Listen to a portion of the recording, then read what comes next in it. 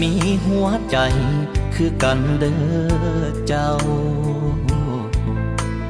เรื่องของแฟนคนเก่าอย่าเว้าดุลากับหูอยู่ดอกว่าเจ้ายังลืมเขานั้นบ่ได้ก็อยากให้คิดเห็นใจแฟนไม่เจ้าแด่ลาอายนี่ก็คือว่าดีน้ำเจ้าทุกอย่างก็หวังสิลบสิล้างอดีตเขาที่ผ่านมาแต่ฟื้นด่วนเก่าบ่เป่ากะลุกมันถือคือคำเขาว่าสิให้อายตายพุ่นว่าจึงสิลืมเขาได้แฟนใหม่ดีให้ตายก็คงบ่ได้ใจเจ้าคนเป็นแฟนเก่ายังครองใจเจ้าอยู่ทุกวันแฟนปัจจุบันมันยังสำคัญ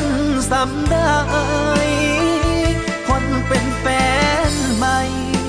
ก็มีหัวใจคือกันอยู่ใส่ว่าสิลืมเขาก่อนที่เขาสิมาคบกันสรุปอายเป็นใดเพียงไม่กันมาเท่านั้นพอใจเจ้ามันบ่ลืมแฟนเก่าอีกดนปานใดนอเจ้าจึงสิลืมเขาคนนั้น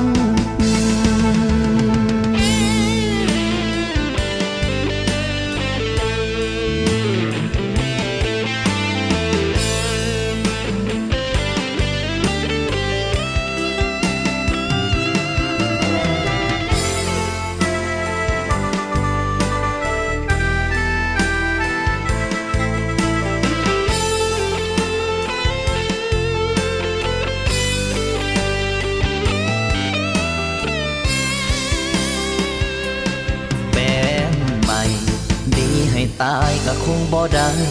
ใจเจ้าคนเป็นแฟนเก่า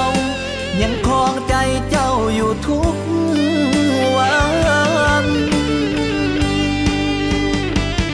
แฟนปัจจุบัน